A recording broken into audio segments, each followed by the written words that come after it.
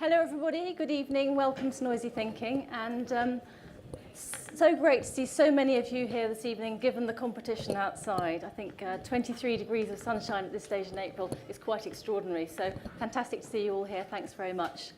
I'm Sarah Newman, I'm the director of the APG, and I'm going to be comparing this evening. I would just like to say a couple of very important thank yous. First of all to Google, who have hosted us here this evening once again for Noisy Thinking with such wonderful hospitality and a beautiful space. We're very grateful. Say also thank you to Flamingo, our sponsor for Noisy Thinking, and their ongoing support. I don't know how many of you regularly come to Noisy Thinking, but in general we pick a theme and we get some top names to talk about that theme. And once again this evening we have some top names to talk about the theme, but this time we've chosen the top names of tomorrow. So the theme for this year in Noisy Thinking is 21st century strategy. And instead of asking not many more well-known top names and established thinkers to come and talk, we thought we'd give the evening over to those, sorry, I got a problem with my necklace, to those who will be actually creating the 21st century strategy of tomorrow. So welcome to you all. Just so you know how this worked, I put out an email to lots of CSOs in various kinds of agency and said, we're doing this, would you like to get one of your great young ones to come and talk? And 6 of them came back and said, this is my great young one, and off we went. So we got a collection of different agencies, and this illustrious front row here are the stars of tomorrow. We gave them this horribly open brief based on an ancient campaign that probably almost none of you have heard of.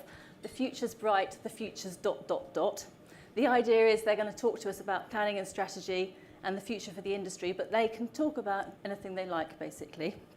There were, however, 3 constraints.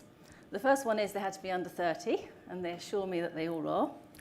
The second is that they have to speak for less than 8 minutes, and I think they've seen this horrible-looking clock in the corner over here with a great big 8 on it, and it will actually go down second by second. Sorry, guys. So when you see this kind of flashing thing at about 7 minutes, you know you haven't got long to go. So good luck with that. And the third constraint was they had to say at least one optimistic thing. And I think when we hear the first one from each of them, maybe a round of applause would be a good thing to go for.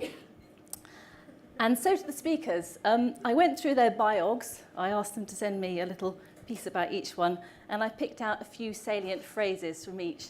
And a little bit of background to this. We also asked them to send in their presentations well in advance. They did arrive at some stage this morning. And I thought I'll just run through the presentations and I'll take some headlines out or have an idea of the themes, and I'll say a little bit about each one. You go through these presentations, got no clue what they're going to talk about.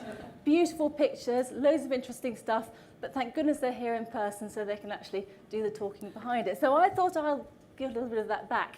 And instead of reading out their whole biography, I've just taken 1 or 2 little themes from each one. So what we're going to do is we're going to say a little bit about each one in the order that they will be getting up to speak to you this evening. First of all, we have Pippa Morris, who's a planner at Abbott Mead BBDO. About Pippa, we can say road safety, sanitary tile specialist, but ambitious to be a hedge fund manager or a supermodel, or both.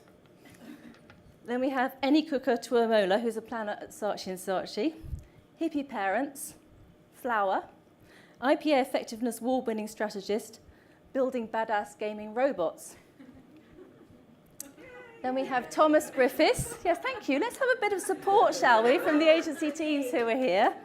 So Thomas Griffiths, planner at Digitus LBI. And so of Thomas we hear, the first house in Wiltshire to install a modem, relationship with the internet shares secrets with him, which is only mildly worrying. Thank you. Hannah Mackenzie, planner at Adam and Eve. We have Glasgow University, part-time masters in psychosocial studies, gardening, and wait for it, most of my plants died. And then Sam Reed, who's a director at Mindshare, and this is an intriguing one. He says of himself, neither a planner nor a strategist, Jaguar, Land Rover, and ironically in the media world, not keen on change, having sat in the same seat at his clear desk policy workplace for 3.5 years. Well done. And finally, Melanie Arrow from BBH, who might be known to some of you in this audience for being one of our CSOs, our young CSOs from 18 months ago.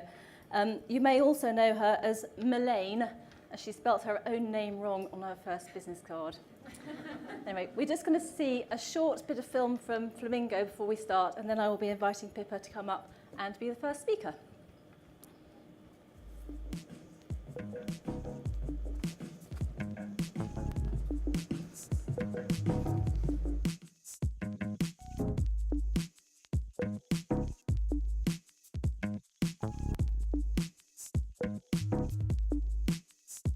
In modern society, when people try to think about the future, they normally slip into one of two modes, both of which oppose one another but can be seen to kind of operate together.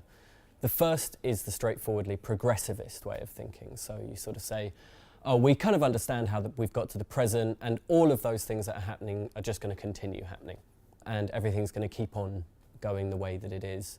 The second way that people in modern societies typically think about the future is the exact opposite, right? It's basically they become apocalyptic.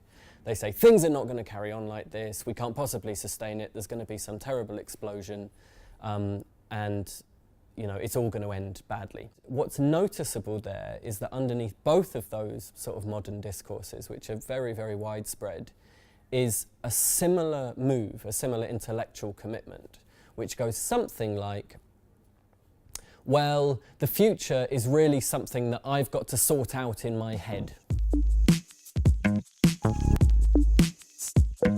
The great law of change is that in the short term it's less than you think, in the long term it's bigger than you think.